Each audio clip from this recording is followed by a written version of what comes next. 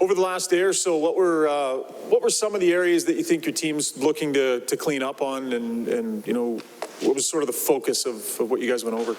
Yeah, I mean, I think it's just little mistakes that we need to clean up. Obviously not the start we wanted, but it's one game, doesn't mean anything. So we're going to be better tonight, and yeah, just little mistakes that we know how to clean up.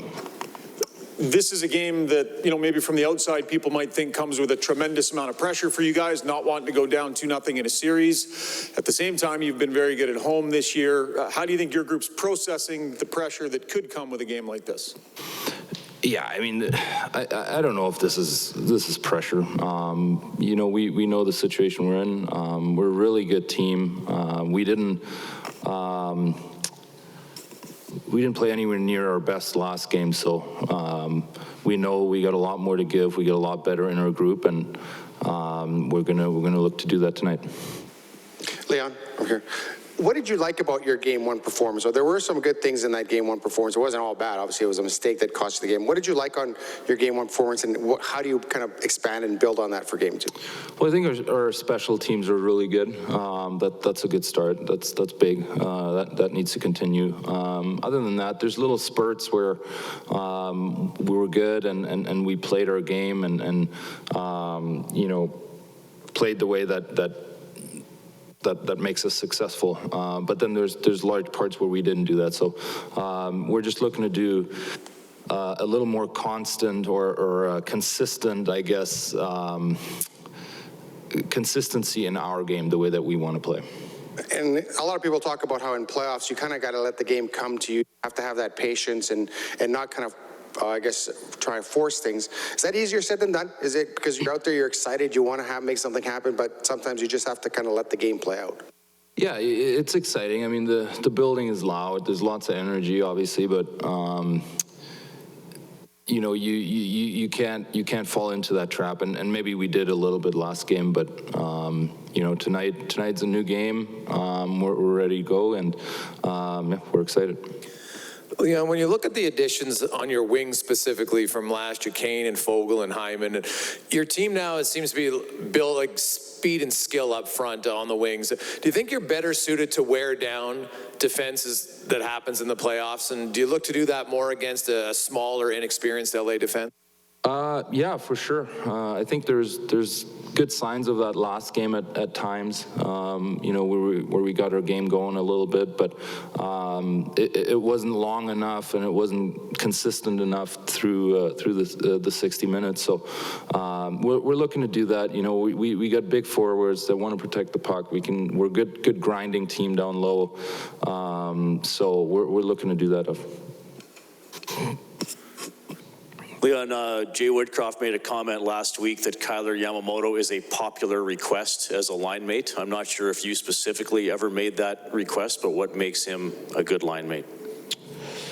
I think a game like the other night is the perfect example of a Yamamoto game, right?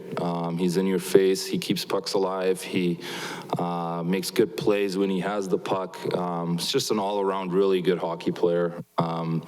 He had a great first game, and yep, we need him to continue to play like that. Just to flash back to your goal in Game 1, I'm not sure if you've ever scored a goal off a pass that hit a broken stick or not, but how was the read on that play and when it came in? Yeah, it probably ended up helping me a little bit that stick was laying there, but yeah, it was a little bit of a different sequence for sure.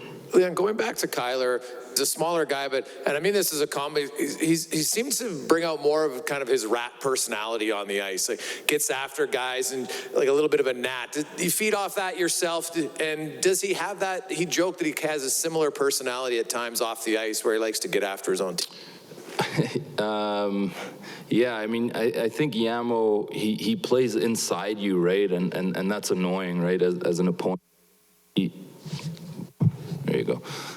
He plays inside of your equipment. He gets underneath you, sometimes probably underneath your legs too, somehow. Yeah, I think he's a pest to play against, right? He's not fun to go up against. So it's contagious. Obviously, personally, I can't play the way that he does for 60 minutes, right? I don't have that. I'm not that type of player, but it is contagious within our group for sure. Leon, you know Todd McClellan pretty well, obviously. What did you think of the way he kind of worked the matchup game in game one and trying to get the top centers against you and Connor there? Yeah, to be expected. Nothing crazy. I just wonder about what he maybe did to help your career as you got going in the league, Todd, that is. Yeah, he's for sure helped us. I mean, he's a good coach. We've learned a lot from him at a different stage in our careers. We were younger, of course. So a lot of good memories. He helped us get to where we are today as a team, partly, and as personalities and players. Mike Smith sat there the other night and said, look, I made a mistake, cost the team the game. What have you seen from him in the days that follow? What do you expect from a veteran like Smith tonight in this situation? I don't think you need to worry about Smitty. He's a battler.